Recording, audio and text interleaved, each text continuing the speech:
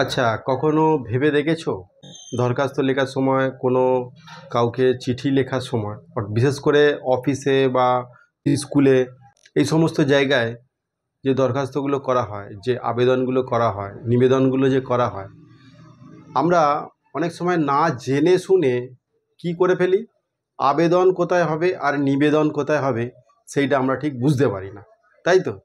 আবার এই যে কয়ে হ্রস্বই বা কয়ে রস্বই এবং কয়ে দীর্ঘই, এইটারও সঠিক ব্যবহার অনেক সময় আমরা জানি না। বাক্য লেখার সময় তোমরা কিন্তু কয়ে দীর্ঘইও লিখে ফেলো, কয়ে হ্রস্বইও লিখে ফেলো। আজকের সেই বিষয়টা নিয়েই তোমাদের কাছে আসছি। খুব সাধারণ একটা বিষয়, এটা অবশ্যই তোমাদের জেনে রাখা ভালো। দেখো, আবেদন ও নিবেদন কি এবং কি। দেখো, আবেদন এবং নিবেদন এই দুটো শব্দ কিন্তু সম্পূর্ণ আলাদা। আবেদন কোথায় করবে এবং নিবেদন কোথায় করবে? আবেদন কথার অর্থ হলো তুমি কোনো জিনিসের প্রতি তোমার পাওয়ার যোগ্যতা আছে, তুমি কোনো জিনিস পেতে সেটা তুমি যোগ্যতা অর্জন করেছো, অতএব তুমি কর্তৃপক্ষকে একটা আবেদন জানাতে পারো যে আমাকে এই জিনিসটা দেয়া হোক, সেখানে সেটা আবেদন হিসাবে কার্যকর হবে, সেইখানে তুমি আবেদন লিখবে। আর নিবেদন কোথায়? নিবেদন হচ্ছে তুমি বিনয়ীভাবে, বিনম্রভাবে, ভদ্রভাবে তুমি একটা কোনো কর্তৃপক্ষের কাছে তুমি এই নিবেদন করছো, অর্থাৎ সেটা যার কাছে করছো নিবেদনটা, সেটা তার উপর ডিপেন্ড করছে সে তোমাকে যোগ্য মনে করবে কি করবে না। কিন্তু তুমি তোমার তরফ থেকে জানিয়ে রাখলে যে আমাকে এইটা অন্তত দেয়া হোক। তোমার হাতে কিছু নেই, তুমি যখন যার কাছে করলে তিনি বিবেচনা করবেন, তিনি দিতেও পারেন নাও পারেন। তুমি ভদ্রভাবে তুমি কিন্তু একটা কিন্তু জানালে যে আমার বিনীত নিবেদন এই যে। স্কুলের হেডমাস্টারকে তোমরা যখন পত্র লেখো যে আমাকে টিফিনে ছুটি দিতে হবে বা আমি বিগত দুদিন স্কুলে আসতে পারবো না, ওই ছুটি দুটো মঞ্জুর করা হোক, তো সেখানে তুমি লিখতে পারো আমার, এখানে লিখতে পারো আমার, কি লিখবে? আমার বিনীত নিবেদন এই যে।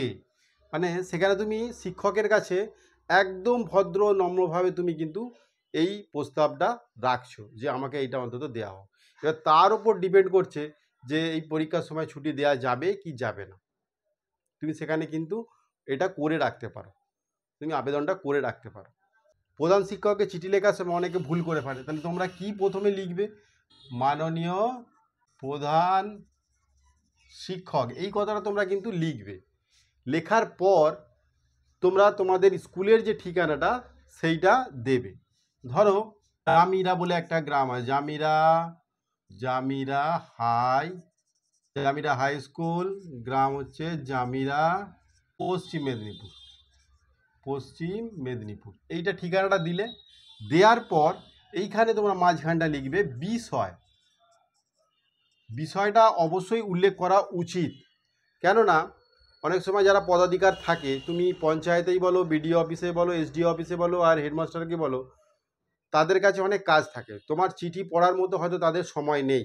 কিন্তু তুমি প্রথমে যদি বিষয়টা উল্লেখ করে দাও যে আমি কোন বিষয়ে চিঠিটা লিখছি বা লিখবো, সেইটা উল্লেখ করে দিলে পারে ওনার মধ্যে একটা 80% ধারণা হয়ে যাবে, ও এই জন্য তাহলে আমাকে জানানো হচ্ছে, তাহলে সেখানে তিনি সেটা মঞ্জুর করতেও পারে বা নাও করতে পারে। তাহলে দুদিন ছুটির আবেদন, তাহলে এখানে এটা লিখলে বিষয়টা লিখেই তারপরে কিন্তু এখানে দেখো শুরু করবে কি দিয়ে না, এখানে আবার মহাশয় বলে একটা কমা দেবে। এইখান থেকে এবার শুরু করবে যে আমি, একটা নাম লিখবে তোমার, আপনার স্কুলের বা বিদ্যালয়ের সপ্তম কিংবা অষ্টম এরকম লিখবে, সপ্তম বা অষ্টম শ্রেণীর ছাত্র। তুমি কে, প্রথমে তুমি তোমার পরিচয়টা দিলে। দেওয়ার পর তোমার এবার যে আসল বক্তব্যটা সেইটা তুমি উল্লেখ করবে। আমার, এখানে কি করবে, সবিনয় নিবেদন লিখতে পারো, আবার বিনীত নিবেদনও লিখতে পারো। বিনীত নিবেদন এই যে। এবারে এইটা তোমাকে অবশ্যই লিখতে হবে, এইটা হচ্ছে চিঠির একটা ফরম্যাট যেটাকে বলা হয় সিস্টেম বা পদ্ধতি। প্রথমে তুমি কি লিখবে? মাননীয় প্রধান শিক্ষক, জামিরা জুনিয়র হাই স্কুল বা জামিরা হাই স্কুল, জামিরা, পশ্চিম মেদিনীপুর। বিষয়টা উল্লেখ করলে যে ছুটির আবেদন। মহাশয়, আমি অমুক আপনার স্কুলের সপ্তম শ্রেণীর ছাত্র।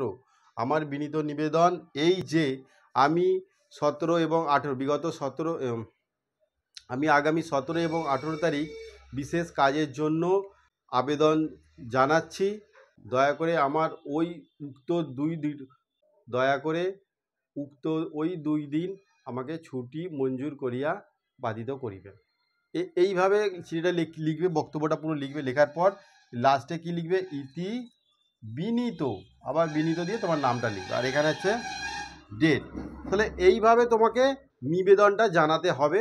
এবার ওনার উপর ডিপেন্ড করছে উনি তোমাকে নিবেদনটা মঞ্জুর করবেন কি করবেন না। বোঝা গেল? আর আবেদন হচ্ছে তুমি একটা পাওয়ার যোগ্যতা অর্জন করেছো। তুমি কোনো গরিব একদম, তোমার কোনো প্রাকৃতিক বিপর্যয়ে ঘর পড়ে গেছে, মাটির বাড়ি ছিল, সেই বাড়িটা পড়ে গেছে, তো সেখানে তুমি পঞ্চায়েত প্রধানকে তুমি সেটা জানাতে পারো যে আমার এই রকম অবস্থা হয়ে আছে, আমাকে অন্তত একটা ঘর প্রদান করুন। তো এইটাও হচ্ছে একটা আবেদন জানানো যে আমি এটা যোগ্যতা অর্জন, এটা আমাকে দেয়া হোক। তাহলে আবেদন আর নিবেদনের সমস্যাটা বুঝলে, তাহলে আর নিশ্চয়ই ভুল হবে না। এবার দেখো কি আর কি, এই যে কি আর কি দুটো কিন্তু এক নয়, দুটোর কিন্তু অর্থ আলাদা। যখন এই কিটা ব্যবহার করব, কয়ে হস্যইটা ব্যবহার করব, এটা হচ্ছে প্রশ্নবোধক অব্যয়। তো এইবার তুমি যখন এটা বাক্যে ব্যবহার করছো, এর উত্তর সবসময় হ্যাঁ অথবা না হবে। যেমন একটা বাক্যে আমি ব্যবহার করছি, তুমি কি খাবে? এই যে তুমি কি খাবে, এইটা যখন আমি বলবো, কয়ে হস্যই দিয়ে যখন বলবো, এর উত্তর কিন্তু হ্যাঁ অথবা না হবে। খিদে পেলে বলবো যে হ্যাঁ খাবো, আর না খিদে পেলে বলবো খাবো না। তাহলে হ্যাঁ অথবা না। তাহলে এখানে কিন্তু কয়ে হস্যইটা বা রস্যইটা ব্যবহৃত হবে। এইবার এই কয়ে দীর্ঘইটা কোথায়? না, এখানে যদি তুমি এইটা লেখো, তুমি কি খাবে, এখানে তখন কথার ভাবটা, বলার ভঙ্গিটা কিন্তু আলাদা হয়ে যাবে এই দীর্ঘই এবং হস্যই দুটো দেখে। তখন এখানে আমি জিজ্ঞাসা করলাম তুমি কি খাবে, বলে না আমি খাবো না, বা আমি খাবো। আর এই কথাটা কিভাবে জিজ্ঞেস করবে? তুমি কি খাবে, তখন এর উত্তর হ্যাঁ অথবা না হবে না, তখন এর উত্তর অন্য কিছু হবে। তুমি কি খাবে? আমি ভাতও খেতে পারি, মুড়িও খেতে পারি, রুটিও খেতে পারি, তখন অন্য কিছু উত্তর হবে। তখন সেখানে কিন্তু এই কয়ে দীর্ঘইটা ব্যবহৃত হবে। আশা করি বুঝতে পেরেছ। আজকের ভিডিওটা এই পর্যন্ত, এবং কয়ের হস্যই এবং কয়ে দীর্ঘই যে সমস্যাটা তোমরা দেখে শুনে বাক্যে ব্যবহার করো। অনেক সময় তোমাদের ভুল হয়ে যায় এবং না জেনে শুনেই সেটা ব্যবহৃত হয়ে যায়। তো আজকে এই পর্যন্ত থাক, ভালো থেকো সবাই, থ্যাংক ইউ।